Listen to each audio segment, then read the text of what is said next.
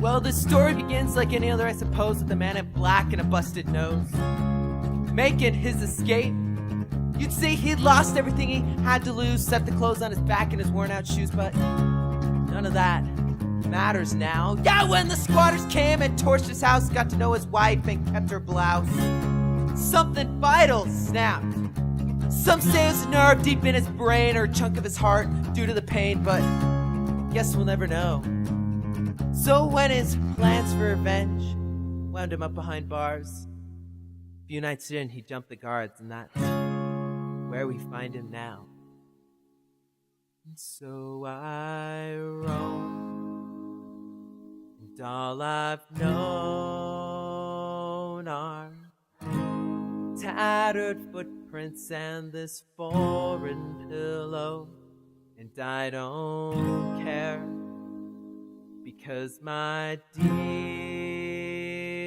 is still a whisper on the wind, and my heart's too hard to simply break or bend. Oh, 'cause they're not taking me alive!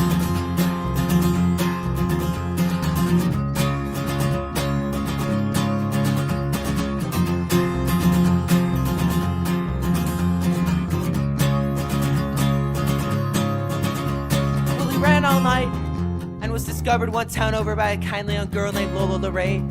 She took him in, dressed his wounds, watered the soup to make it go around, and waited till he came to. As he did, she began to ask, "Where are you headed? Where are you from? What's your name?" But his answer was always the same. "Does it matter to me? Why would it matter to you?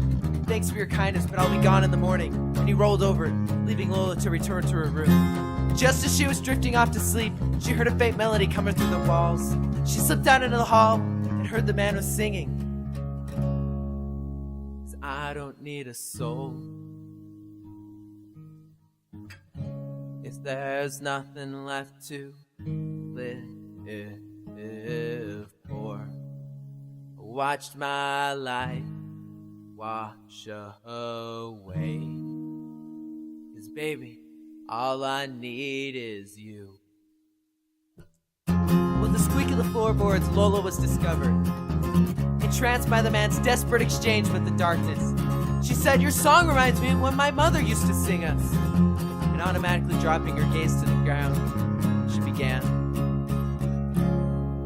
Sat down by the old oak tree and heard one more from roots and branches and leaves. And so should sing you and me. We're more than skin and hair and bones and teeth. We're simply like a sword and a sheath. And who we are is buried deep underneath. Well, thick awkward silence fell on the scene, which is eventually alleviated by the drag of Lola's nightgown against the wood floor. Come morning, the man was true to his word and gone with the rising sun, grateful for the girl's kindness, but unable to be quenched. And so I roam, it's all I've known are tattered footprints and this foreign pillow. And I don't care, because my dear is still a whisper on the wind, and my heart's too hard to simply break or bend. Oh, 'cause they're not taking me alive!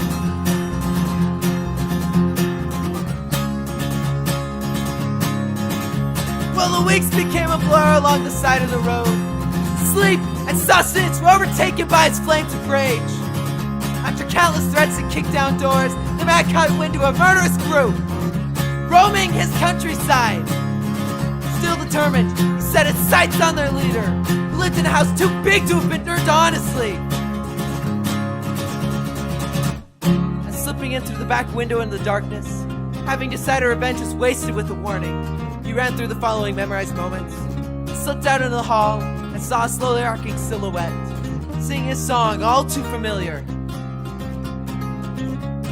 Sat down by the old oak tree, heard one more from roots and branches and leaves. And so should sing you and me, more than skin and hair and bones and teeth.